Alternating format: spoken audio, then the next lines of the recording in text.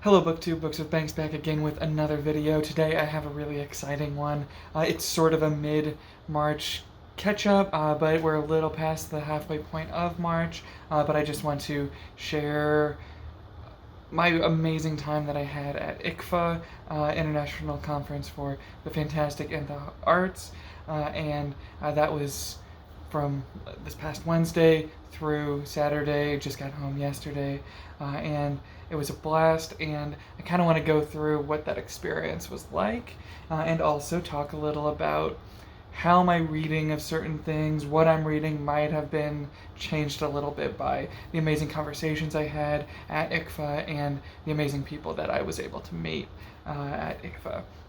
So, before I go too far along, though, it would really mean a lot if you could like, subscribe, maybe share this video with any friends that might be interested in the authors I'm talking about or what I'm talking about. But all that aside, let's get into it. So, I've been to conferences in the past, but they've mostly been history conferences. They've been because I was in the graduate history program. I'd go either support friends presenting things, or I'd be online, maybe presenting my own work, my own research. That's pretty much my experience presenting papers, presenting at conferences, sharing my work with people. This was the first time that I had ever written anything with a literary or literature kind of angle to it, and a lit analysis kind of angle to it. And my paper was basically about, this is a paper that I started writing back in October or so, but it was about where we find historian characters throughout all of these amazing fantasy book series that we love. And I was curious if it would be possible to take actual historical theory and the different schools of thought and kind of movements in historical theory as the field of history developed over the last couple centuries. I wanted to take various kind of schools of thought from that timeline of development and apply those to the historian characters in these fantasy books. And so basically what I did was I looked at the maesters from George R.R. Martin's Song of Ice and Fire series over there, and I looked at one of the historian characters in Steven Erikson's Carcanus prequel series, and I also looked at the lorist characters in N.K. Jemison's Broken Earth trilogy. By the way, stay tuned. I'll have a review that's long time coming, review for Jemison's Broken Earth trilogy coming out later this week, maybe early next.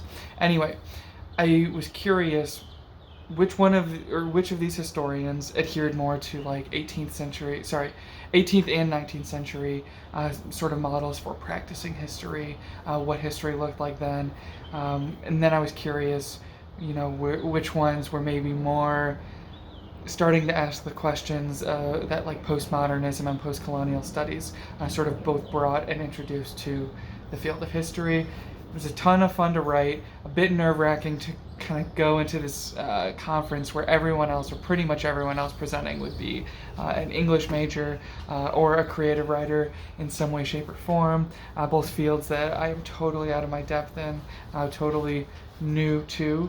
The closest my experience really gets to that is that I'd say both history and English fall under, roughly under, more the humanities end of academia, as opposed to the technical STEM kind of stuff.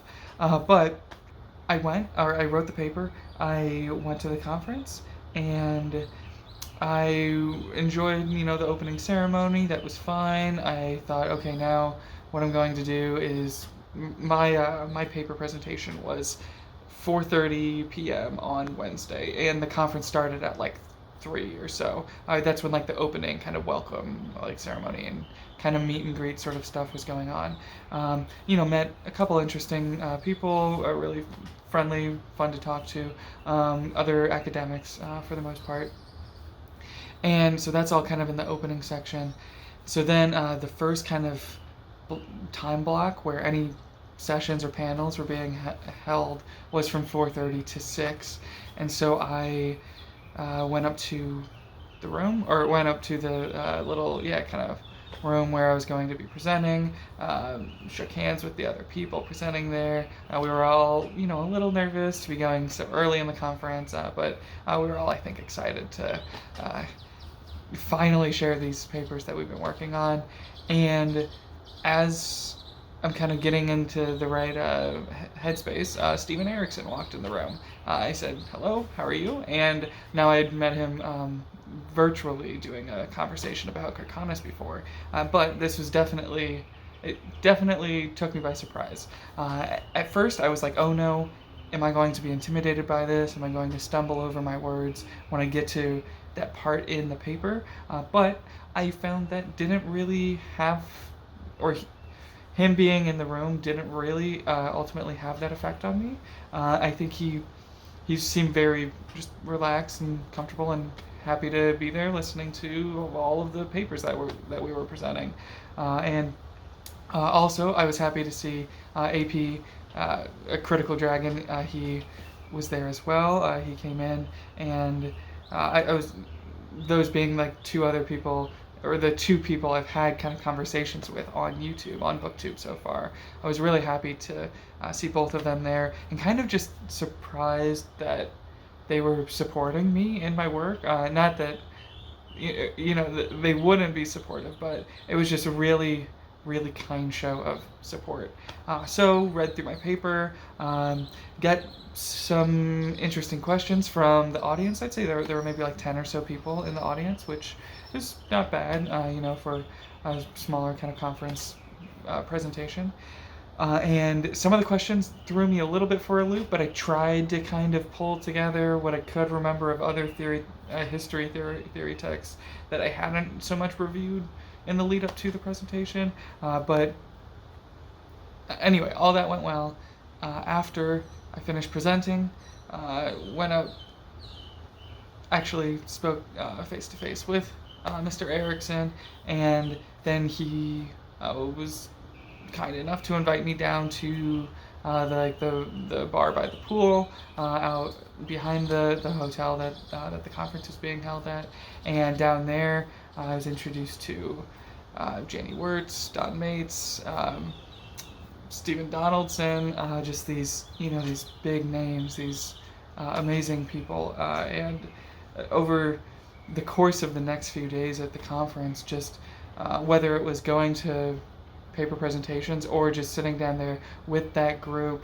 Also, there were just other academics down there that were so much fun to speak with, so much fun to talk to.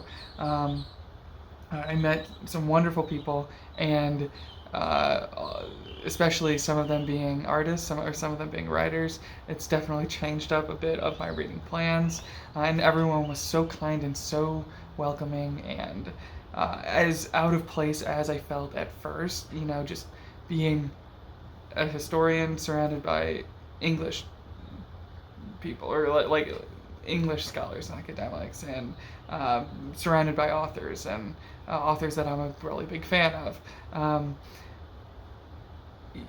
Not that I expected anyone to be mean or anything, but I expected that sort of environment to be a lot more intimidating than it actually was. And I think that's just a testament to how kind everyone was. And we had, just great conversations about horror films, about upcoming books, about Pink Floyd. I had a decently long conversation about Pink Floyd, one of my favorite bands, with Steven Erikson, and a poet that was hanging out down there as well that I met. His name's Bryan Dietrich. I'll get to him a little more in just a moment.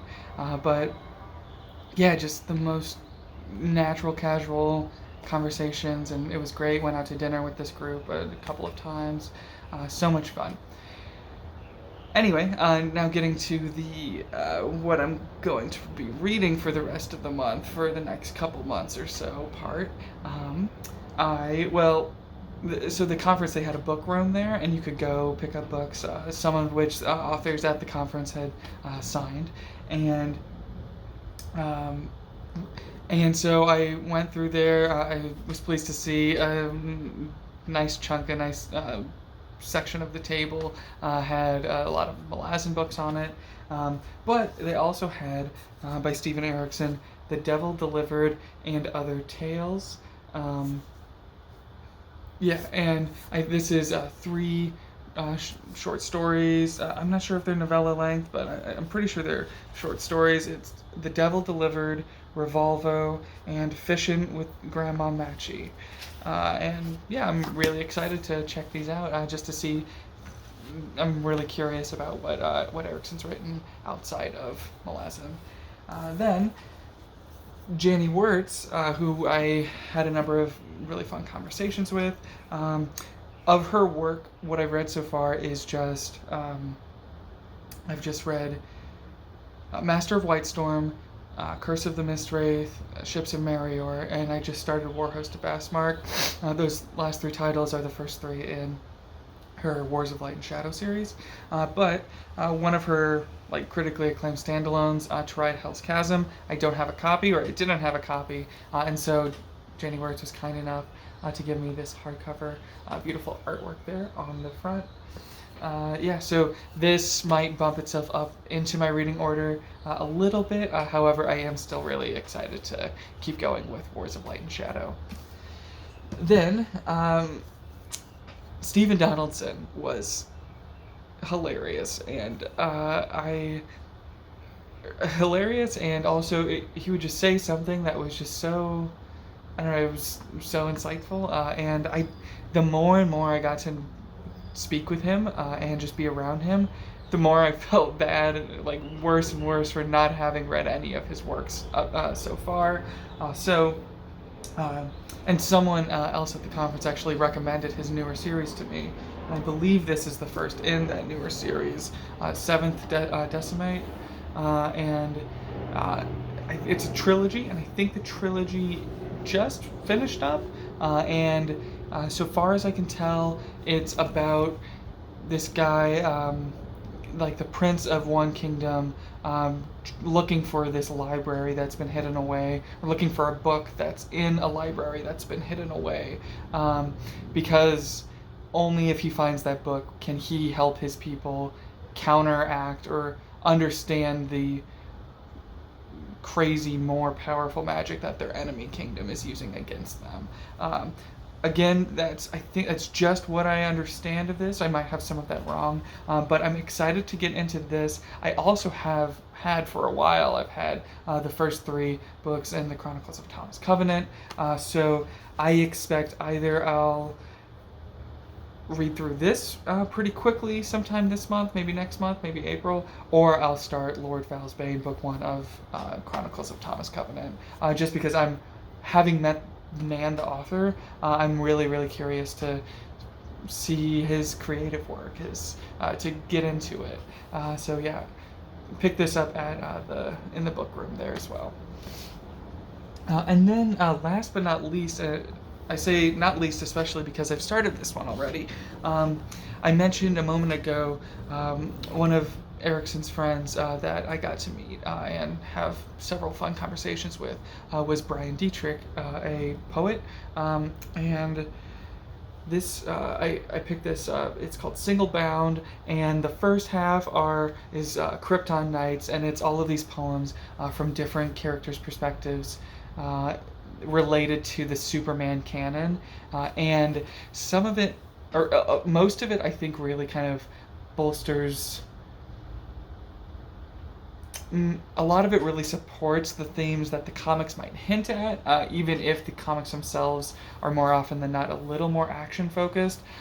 This really kind of gets into the psyche of a lot of these characters, and so I'm having a ton of fun reading the Krypton Nights poem so far. Right now, I'm almost done with it. I'm in the middle of, it's sort of like, it's poems, but in the form of notes that Lex Luthor is making, or a journal that Lex Luthor's keeping in his time in Arkham Asylum. So really, really fascinating perspectives on characters that DC Comics fans know and love. And then the second half of this is Amazon Days, which of course Superman, and then Amazon Days refers to Wonder Woman. Loving this so far. I am finding that I don't read a lot of poetry, and so I'm sure a decent amount of this is going over my head.